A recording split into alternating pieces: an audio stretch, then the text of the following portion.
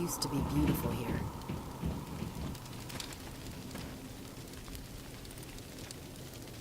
After the Geth secure a location, they round up and impale dead and living bodies on mechanical spikes. The spikes rapidly transform these victims into withered husks, extracting water and trace minerals, and replacing them with cybernetics. The cybernetics reanimate the lifeless flesh and tissue, transforming the bodies into mindless killing machines.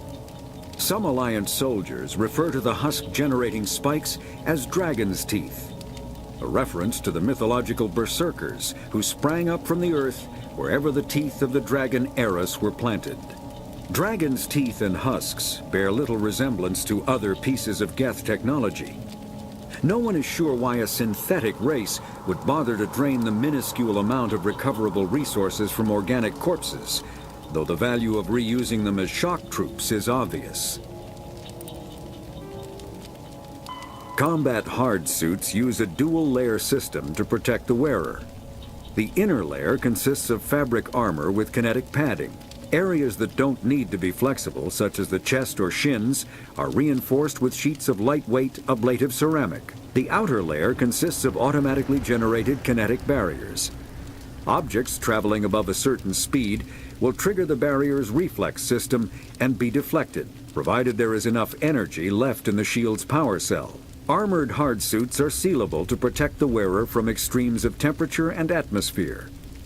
Standard equipment includes an onboard mini-frame and a communications, navigation, and sensing suite. The mini-frame is designed to accept and display data from a weapon's smart targeting system to make it easier to locate and eliminate enemies.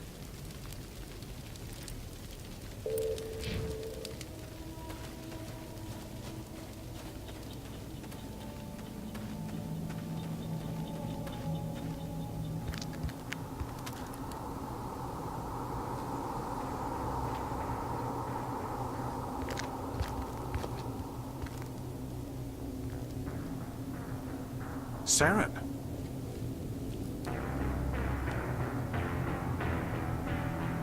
Nihilus. This isn't your mission, Saren. What are you doing here? The Council thought you could use some help on this one. I wasn't expecting to find the Geth here. The situation's bad. Don't worry. I've got it under control.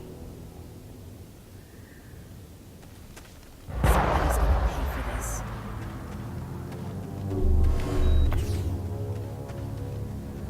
What is that? Off in the distance.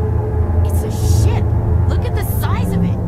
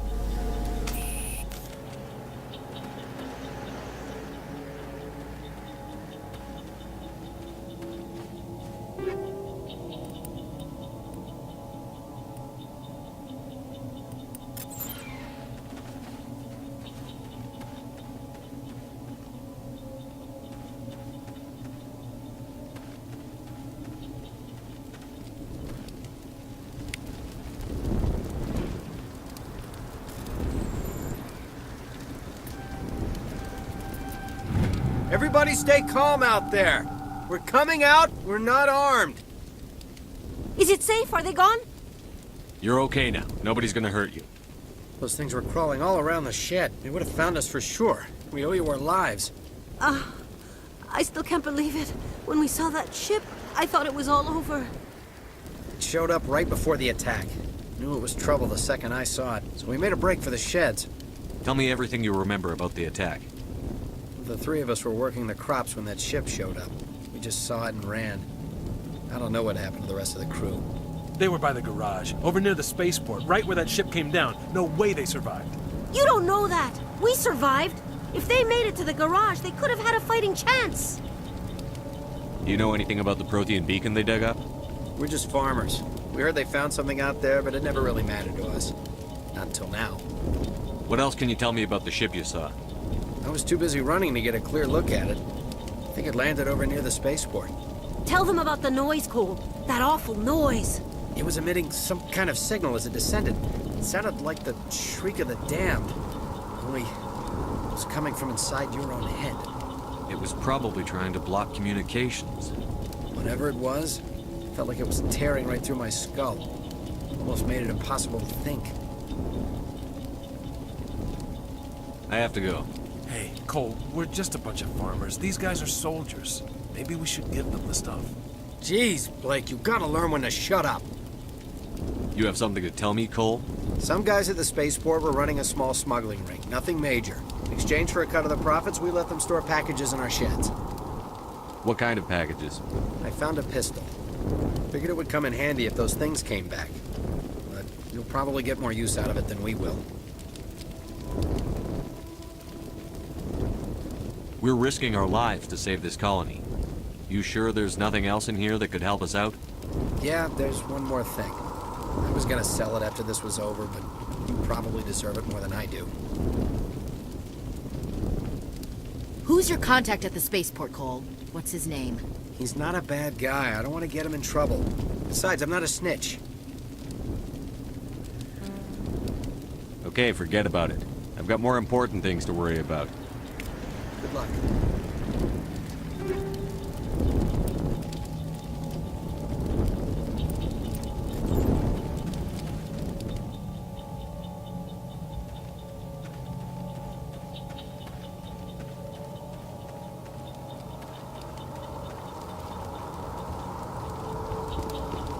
Commander, it's Nihilus. Something's moving, over behind those crates.